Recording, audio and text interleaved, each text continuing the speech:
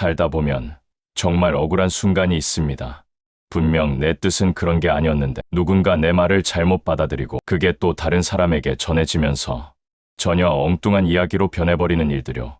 그럴 때마다 우리는 속이 뒤집힙니다. 내가 그럴 리가 없잖아. 그건 오해야. 그렇게 애써 해명하지만 이상하게도 오해는 해명보다 더 빠르게 퍼집니다. 그런 날엔 정말 지칩니다. 말하면 말할수록 더 꼬이고 설명할수록 더 외로워지니까요. 그래서 오늘 이 이야기는 오해받을 때 침묵하는 용기에 대한 이야기입니다. 모두가 나를 오해할 때 굳이 모든 걸 해명하지 않아도 괜찮다는 것. 그때 필요한 건 말이 아니라 나를 지키는 평온한 마음이라는 걸 함께 느껴보셨으면 좋겠습니다. 첫째, 오해는 피할 수 없는 삶의 일부입니다. 누구나 한 번쯤은 오해받아 본 적이 있습니다. 심지어 가장 가까운 사람에게도요. 예를 들어 진심으로 걱정해서 한 말이 잔소리로 들리고 도와주려던 마음이 간섭으로 오해받을 때가 있죠. 그럴 때 우리는 괜히 억울하고 서운합니다. 하지만 세상엔 듣는 사람의 마음이 만들어내는 이야기도 있습니다. 내가 아무리 순한 말로 전해도 상대가 예민한 상태라면 그것마저 상처로 느낄 수 있죠. 바람직한 방법으로는 모든 오해를 바로잡으려 하지 마세요. 인간관계에는 시간이 해주는 해명도 있습니다. 둘째, 진심은 결국 드러납니다. 진심은 억지로 증명하지 않아도 시간이 지나면 반드시 드러납니다. 예를 들어 처음에는 오해했던 사람이 나중에 그때 미안했어. 내가 잘못 생각했어. 이렇게 말하는 순간이 찾아오기도 하죠. 그때 깨닫게 됩니다. 굳이 설명하지 않아도 묵묵히 행동으로 보여주는 게 가장 확실한 해명이라는 거요. 바람직한 방법으로는 말보다 꾸준함을 택하세요. 진심은 말보다 느리지만 결국 더 멀리 갑니다. 셋째, 설명이 모든 걸 해결해 주진 않습니다. 우린 오해를 받으면 본능적으로 설명하려 합니다. 하지만 어떤 설명은 불신 위에 더 많은 불신을 쌓습니다. 예를 들어, 그건 그런 뜻이 아니었어. 오해하지 마. 이런 말이 오히려 변명처럼 들릴 때가 있죠. 그럴 땐 한 걸음 물러서세요. 상대가 아직 내 말을 들을 준비가 안 됐다면 그 설명은 아무 소용이 없습니다. 바람직한 방법으로는 상대의 마음이 가라앉을 때까지 기다리세요. 그때 조용히 한마디 하는 게 10번의 해명보다 강합니다. 넷째, 침묵은 때로 가장 강한 표현입니다. 침묵은 아무 말도 하지 않음이 아니라 모든 걸 알고도 말하지 않음입니다. 예를 들어 누군가 내 뒷말을 할 때 즉시 해명하고 싶은 충동이 생기지만 그 순간 침묵을 선택할 수 있다면 그건 이미 마음의 품격이 한 단계 성장했다는 신호입니다. 바람직한 방법으로는 억울할 때일수록 잠시 멈추세요. 한숨 한 번 내쉬고 그래, 시간이 답해줄 거야. 그렇게 속으로 다독이세요. 다섯째, 모든 사람에게 이해받을 필요는 없습니다. 우린 살아가면서 모두에게 좋은 사람이 되고 싶어 하죠.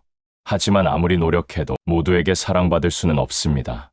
예를 들어 같은 행동을 보고도 누군가는 성실하다고 하고 또 다른 누군가는 고집세다고 말하죠. 결국 사람들은 자신의 관점으로 세상을 본다는 겁니다. 바람직한 방법으로는 모두에게 맞추려 하지 마세요. 당신의 진심을 알아줄 몇 사람만으로도 충분합니다. 진짜 관계는 해명보다 신뢰로 유지됩니다. 여섯째, 오해받을 때는 나 자신을 돌아볼 기회가 됩니다. 억울한 상황 속에서도 때로는 배울 게 있습니다. 그 오해 속에는 내가 미처 보지 못했던 내 모습이 숨어 있을 수도 있거든요. 예를 들어, 나는 괜찮다고 했는데 왜 오해하지? 하지만 돌아보면 그 말투나 표정이 냉정하게 들렸을 수도 있습니다. 바람직한 방법으로는 억울함만 보지 말고 혹시 내가 전달 방식을 바꿀 필요는 없을까? 이렇게 스스로 물어보세요. 그게 오해를 기회로 바꾸는 지혜입니다. 일곱째, 사람은 보고 싶은 대로 봅니다. 이 세상에는 사실보다 해석이 더 많습니다. 사람들은 자신의 감정, 경험, 편견으로 상대를 바라보죠. 예를 들어, 내가 웃으며 한 말도 누군가에겐 비꼬음으로 들리고 무표정한 얼굴이 누군가에겐 차가움으로 느껴집니다.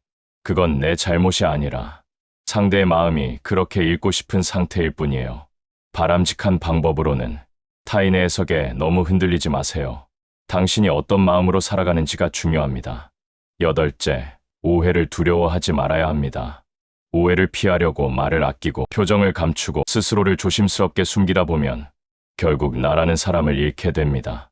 예를 들어 괜히 저 사람이 또 오해하겠지. 이런 생각 때문에 진심을 표현하지 못하고 살아간다면 그건 오해보다 더 큰 손해예요. 바람직한 방법으로는 당신의 진심을 믿으세요. 오해는 잠시지만 진심은 오래 남습니다.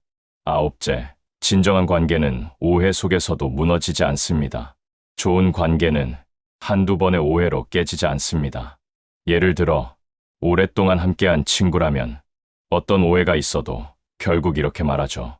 나는 내가 그런 사람 아니라는 거 알아. 그게 신뢰의 힘이에요. 바람직한 방법으로는 관계가 흔들릴 때마다 진짜 내 편은 누구인가를 돌아보세요. 오해가 관계를 걸러줍니다. 열째, 설명보다 침묵이 남는 이유. 설명은 순간의 오해를 풀지만 침묵은 평생의 품격을 남깁니다. 예를 들어 내가 억울할 때조차 침착하게 묵묵히 행동으로 보여주면 사람들은 언젠가 이렇게 말하죠. 그 사람은 말보다 삶으로 증명하더라. 바람직한 방법으로는 말로 자신을 변호하기보다 삶으로 보여주세요. 그게 진짜 지혜입니다. 모두가 나를 오해할 때가 있습니다. 그건 인간관계의 그림자이자 삶이 우리에게 주는 성장의 시간입니다. 그때 필요한 건 설명이나 증거가 아니라 묵묵한 자신감과 조용한 평온함이에요. 오늘 이야기의 핵심은 이것입니다. 모두가 나를 오해할 때가 있다.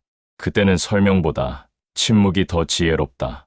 오늘 영상도 함께 해주셔서 진심으로 감사합니다. 앞으로도 유익하고 따뜻한 이야기로 자주 찾아뵐게요. 모두 건강하고 평온한 하루 보내시길 바랍니다.